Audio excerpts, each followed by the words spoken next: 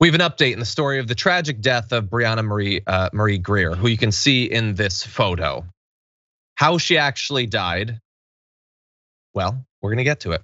But she had her family lied to by the police about it. And I cannot tell you how disgusting I find this entire thing. So she was having a mental health episode back on July 14th.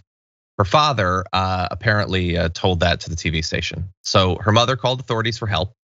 They wanted someone to help her. And unfortunately, it went the way it all too often does in the sorts of situations. Because not the right people are dispatched when people need special training and sensitivity for people that are experiencing these mental health episodes. The deputies of Hancock County Sheriff's Office arrived shortly thereafter, handcuffed her and placed her in a patrol car.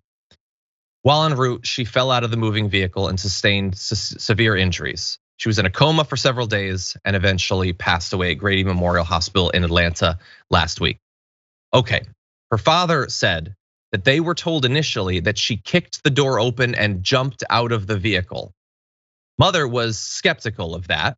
Says if she got out of the car, they had to have let her out of the car. That's my interpretation, because in a police car, you can't open the door from the inside, so it had to have been open from the outside. Everybody knows that, that is true. I would have been skeptical too, to have been told that she willingly jumped out of a moving vehicle. That's not what happened. They did an investigation, the Georgia Bureau of Investigation. They found that a deputy failed to close the rear passenger door before leaving the scene. Agents with the Bureau conducted interviews as well as reviewing body camera footage and inspecting the car during their investigation. There's still an investigation going on right now, but she was having a mental episode. They didn't secure the door and she ended up dying as a result of it. And that is bad enough. There's no coming back from how terrible that is. But to lie and imply that she battered her way out of the vehicle, that nothing could have been done to stop her from getting out of there, when it was apparently the result of complete negligence. That's just so disgusting. All right, what do you think? This is a soul-crushing story. And the instinct, as it seems, from the police to come up with a fake tale of what happened they should be held as accountable as if someone they arrested came up with a fake story about what they did. Yep.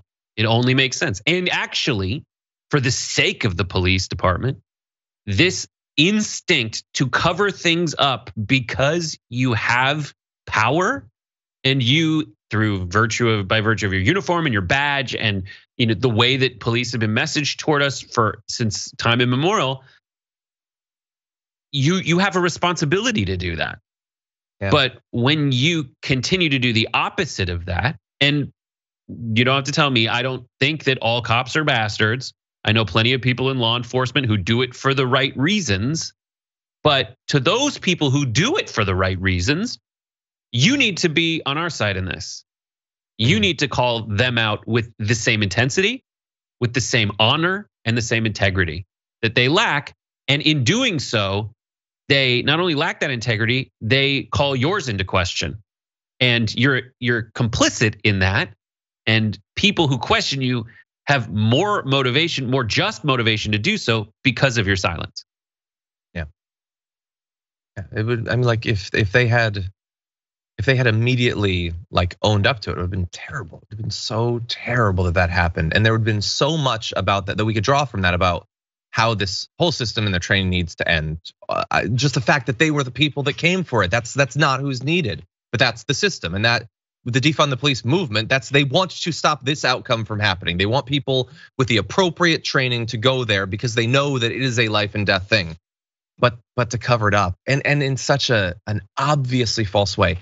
If you could kick police doors open, I think it would happen from time to time. I think that big, strong criminals would be breaking out of the cars. Everybody knows that you can't do that. The fact that they thought they would get away with it says a lot about what they think about these internal investigations. Anyway, I feel terrible for the family. At least they're getting the truth. That's small solace, but that's all they have right now.